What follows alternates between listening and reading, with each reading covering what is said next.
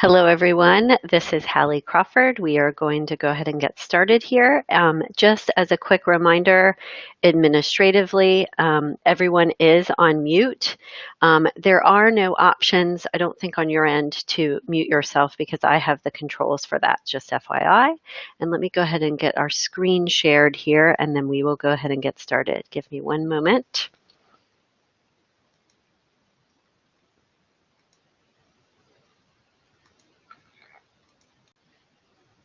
All right, great. So thank you for your patience, everyone. We are using a new meeting system today and kind of testing it out to see how it goes.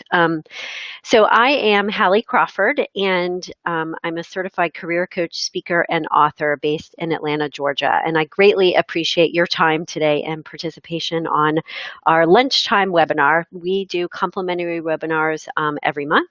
And our topic this month is using professional communication to achieve your career goals.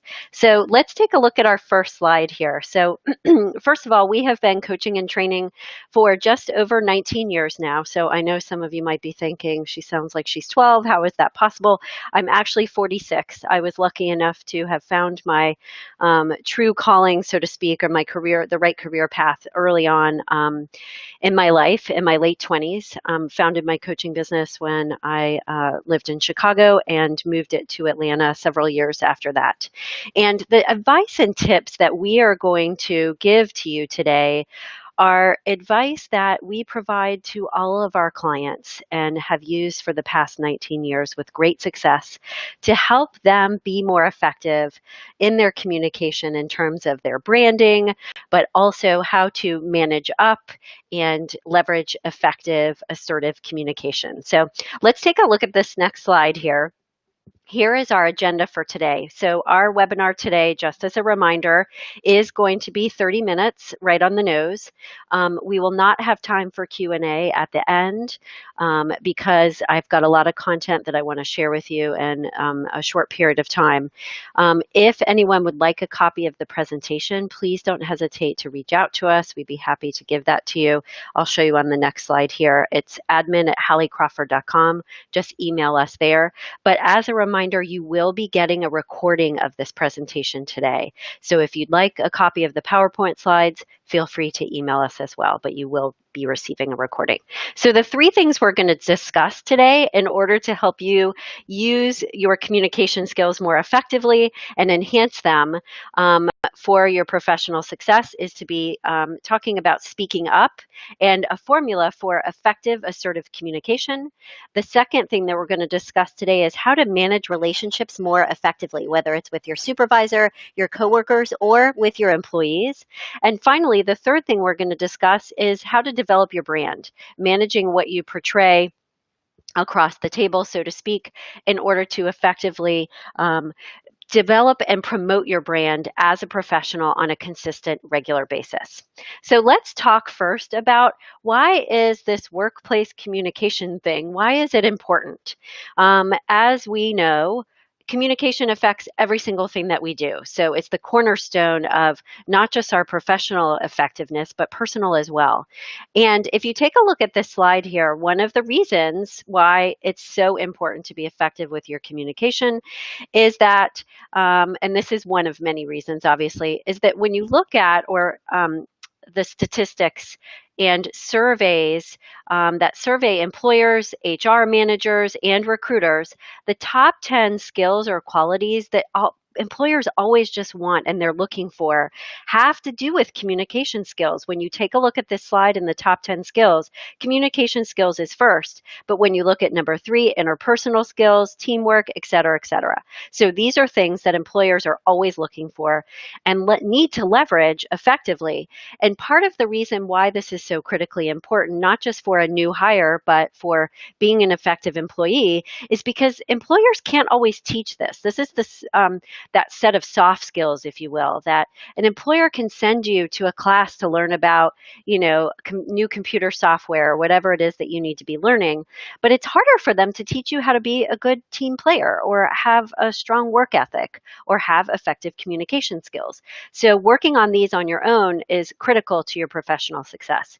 And then if you take a look at this next slide, Our communication style and approach, it reveals a ton about us in terms of what our sense of worth is as a professional, the sense of confidence and power that we have in terms of our career direction, and finally, most importantly, our ability to lead and manage people effectively.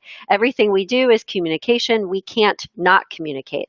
As we all know, even what you wear and how you dress it communicates something. That's part of your brand. So let's take a look at our first tip here, and this is effective assertive communication. And this is the style that we want you to learn how to incorporate and adopt so that you will be more effective professionally in your workplace. So, first of all, we want you to take a moment here to think about what your style is typically communication wise right now at work.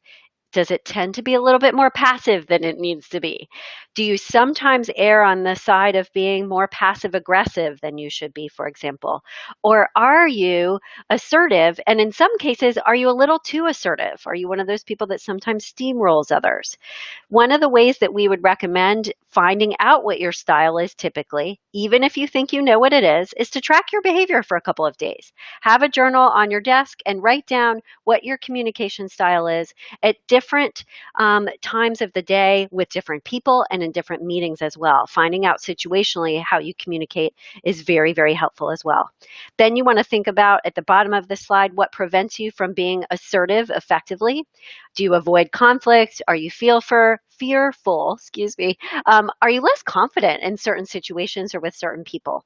And what can cause us in some cases, just by the way, to be too assertive and overly assertive is if we get mad, if we're frustrated, if we're angry, or if that just is our style and we need to tone it down a little bit. So if you take a look at this next slide here is the assertiveness format, and this is the style that we want you to work towards adopting. There are 4 steps to it. First, you need to show understanding of the other person's point of view and their position. Next, you need to state the facts about whatever situation it is that you all are discussing or having a conflict about. Third, you want to give a suggestion and state a possible resolution to what's going on and what the next step needs to be, whether it's a conflict or not. And then finally, we do want you, and of course, sometimes it's going to be appropriate more so or less so, depending on if you're talking with your supervisor, etc. But when it's appropriate, we do want you to state an option. Here's a possible solution to this problem. The reason why these last two, number 3 and 4 at the bottom here, are focused on resolution is because obviously we want you to go to the table prepared to compromise if needed, but to come up with a way to solve the problem or identify what the next action step is to work on the project or task. It needs to be resolution oriented, okay? Effective assertive communication includes things like these examples. So for example, if someone bothers you a lot and interrupts your workflow often, you could use this first example. I am busy until 6. Can we talk at that point instead of getting frustrated or blowing up at them? You could say to someone, thank you for your advice. Really appreciate that. You don't have to say yes, you're going to take it necessarily, but you can say you could consider that option. And if there's something that causes you to be defensive when you're talking with someone else or in a certain meeting, this third one here on the slide is another option for you to state your feelings about what's going on versus getting angry at them. Okay. And in terms of our first step with effective assertive communication and practicing that more frequently, here are the steps that we would recommend you go through in the next couple of weeks to start working on this and improving it for yourselves.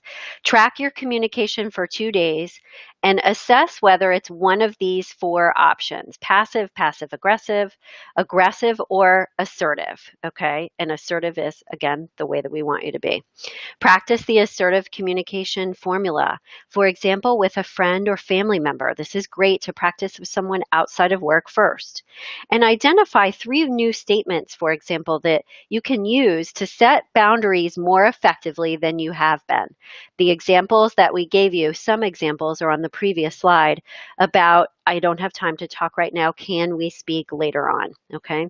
So come up with kind of taglines or consistent things that you can say on a regular basis that will help you leverage the assertive communication formula more effectively, especially when you're caught off guard, because that's when we tend to get more emotional and then don't handle things as well. Okay.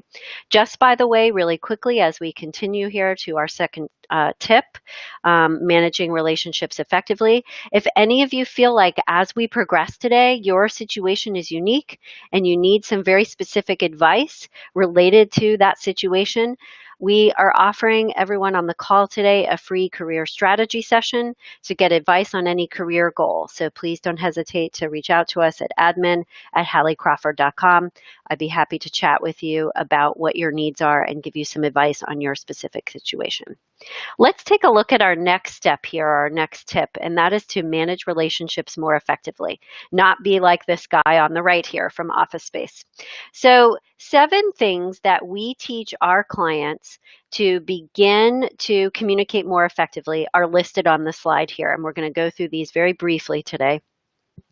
Designing the alliance, active listening, framing conversations, how to ask questions more effectively. Questions are a big way to handle conflict more effectively as well.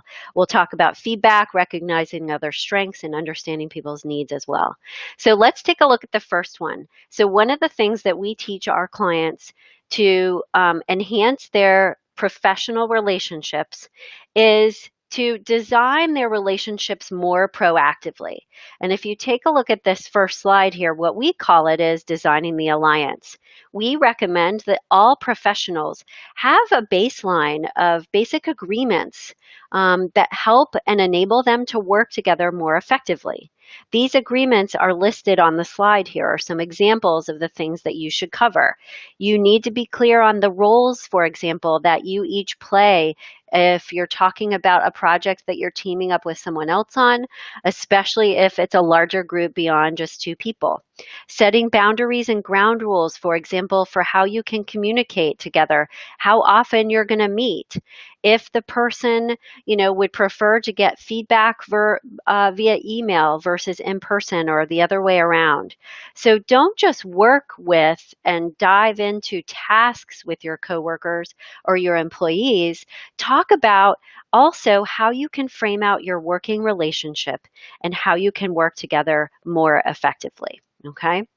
So, number 2, in order to manage relationships more effectively, I'm going to pull everything up on this slide here today so you can see everything, is also to practice active listening and start to engage in that more frequently than you normally do. We've all heard of active listening before. It's been around, this term has been around for a long time. But if you take a look at the slide here, in coaching, we have 3 levels of listening that we teach our clients. Level 1 is our internal listening, when we're listening to our own inner voice. I'm hungry. It's your opinion or your judgment or your needs. Why is this, meeting going on for so long, whatever's going on there. Level 2 is focus listening. That is focused on the other person and listening to your each word that they're saying to you, but also their nonverbal communication and their nuances. So focus listening, by the way, is also focusing on their nonverbal communication, everyone, and things that they may not be telling you that they should be telling you. So it's kind of digging underneath and paying attention to what's going on that they're not saying. Level 3 listening is the one that we want you to practice more often to get into on a regular basis, as well as listening to levels 1 and 2. You have to practice and leverage all 3. Global listening is level 3, and that's basically the mood or the tone of the conversation that you're having, the mood or the tone in the group meeting that's going on, and calling that out if appropriate, so that you can talk about what's underneath. So paying attention to the energy between the 2 of you and what's going on in the room and discussing that as appropriate is also a critical step to be a better listener and uncover things that people are not saying so they don't hinder your progress as a team or as a group. How do we get into this level 3 global listening? Be quiet more often and listen to others and ask questions versus always talking, for example. Allow the silence so that people can process what you're saying and so that you can process as well as what someone else is saying to you so that you don't just rush to the next thing. One of the things one of my certification coaches, supervisors, would always say to me is slow your client down. Step over nothing that they're saying because someone may say something to you that's critically important. And if you just keep rushing to the next thing, you may miss something that's a really critical piece that would make you more effective with the project that you're working on. Still your body a little bit. Don't kind of move around, just like actually take some deep breaths so that you get into your body a little bit more for this global listening. And finally, practice asking questions versus giving advice or telling people what to do. Powerful questions, which is part of what we're talking about today as part of active and solid listening, are so much more impactful in learning what's going on with someone else and also understanding what you need to do together to be more effective. Number 3, if you take a look at this next slide here, is to frame conversations out more effectively. This will help you manage and maintain your relationships more effectively because you're not just diving into the conversation, but for example, you're setting the tone of the conversation before you start with them. Check in with them on anything that needs to be checked in for a moment, including if it's something personal that you know is going on with them. Talk about for a second what you need to accomplish from that conversation, what you want to accomplish and what they want to accomplish, by the way, to make sure you're on the same page. Obviously, we need to establish mutual goals and outcomes. And finally, if you need to have a touchy conversation with someone where they may get defensive or offended, let them know in advance that there's something touchy that you need to discuss with them. And it may be difficult for them to hear. Ask them, is it okay if we chat about this right now? I have something that may be a little bit tough to hear. Is it okay if we chat about it for a few minutes right now? Because I do need to give you this feedback because it's important to our work relationship and making sure that we're effective. Okay. Tip number 4 in managing relationships effectively is asking questions and not just asking the right questions, so to speak, but asking what we call our powerful questions. And if you take a look at this slide here, there are some examples of powerful questions at the bottom. So powerful questions basically are curious questions. They're kind of childlike. How can we improve our work relationship? How is everything going for you, with this project? Is there anything that we need to do differently here? And what would those things be? So powerful questions, if you notice here, are not yes or no. They are open-ended. They have no judgment in them, and they allow the other person to vent if they need to a little bit, explain something further, or identify a solution, kind of think out loud and process something out loud. These powerful questions also can help you enormously diffuse difficult situations. And by the way, they empower the other person. They force them, in a sense, to take responsibility for what may be going on and to talk about what may be going on for them in a reasonable way. Okay. So, the other thing that you'll notice about powerful questions, and then we'll move on to how to accept feedback effectively, is that with powerful questions, they assume a positive outcome. So, powerful questions, it's not just about that they're not yes or no, they're open ended, but they tend to assume a positive outcome. How can we improve this? We can improve it. How can we do that? What's the best way we can accomplish this goal without conflict? Okay, positive outcome. Number 5, in managing relationships professionally more effectively and successfully, is to be better at soliciting and accepting feedback. So we encourage our clients to solicit feedback more often. Don't just wait for your performance review every year or every 6 months or whatever it is to get feedback from your supervisor. Ask for it on a more regular basis. And do the same with your coworkers and your employees as well. As you prepare to accept that feedback, on the left-hand side of this slide is the incorrect response, obviously, is to dismiss what they're saying, blame them instead of yourself, or criticize them. This is a never-ending cycle. It's not going to go anywhere. What we want you to do instead is practice and notice how you accept feedback now. Accept it, implement changes based on what you believe to be true, based on what you know about yourself, okay, and maybe other feedback that you've gotten from others, and set a plan or create a plan to improve what you need to improve. We work with our clients extensively on strategic career planning in order to take not just or identify what goals they want and need to achieve based on what their employer has given them, but also the things that from feedback wise that they know the soft skills they need to improve as well. If anyone, just by the way, as we get to 6 and 7 here, we do have a copy of a strategic career planning worksheet. If anyone would like a copy of that, don't hesitate to email us. It's admin@halliecrawford.com. Step number 6, or tip number 6, to manage your relationships more effectively is to recognize other people's strengths. We all need to understand and know what our strengths are in order to leverage them more effectively, absolutely.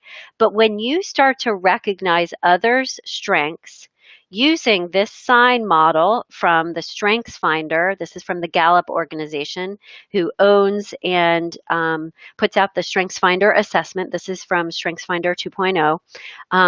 Is using the sign model to make a commitment to better understand your employees' strengths, but also your supervisor's strengths and your coworkers' strengths as well. When you see them being successful, notice it and think about, gosh, that might be a strength. What would that be? When you see them getting excited about their work or a specific part of a project, don't just pass over that. Pay attention to it. That's instinct. Growth, when they seem like they're growing professionally, they're inquisitive and focused, notice that as well. And then finally, when they seem like they're having a good time performing whatever task that it is, notice that too, because you want to begin to understand and recognize others' strengths because 2 reasons. Number 1, you can leverage their strengths more effectively. And when people play to their strengths more often, they're going to feel more fulfilled in their job. So you can call upon them to perform certain tasks. And when you acknowledge people for their strengths as well, that will hit home and help you develop better rapport with them, develop trust and better rapport. And step number 7, and our last one under our agenda item number 2, managing relationships effectively, is to get clear on and understand what the 4 needs of followers are. This is also from the Gallup organization as well. And the 4 basic needs that they assert of what they call followers. And when we're saying followers here, this means anyone within an organization. They're listed on this slide here. The first one is trust. Stability is the second one, compassion, third, and hope. These are the 4 things that we all need professionally to feel like we're a part of something bigger than ourselves, to feel like a sense of accomplishment, and also in order to be successful within any organization. So you want to pay attention to those because, by the way, if one of your employees or coworkers is not doing so well, disgruntled, if you're having a conflict with someone, pay attention to whether these 4 needs is out of whack and not being met for that person. That's something that you can check out that could be going on underneath the surface that will help you communicate with them more effectively based on their needs and their values. Step number 3, to leverage effective communication more effectively professionally, is to work on and develop your brand over time.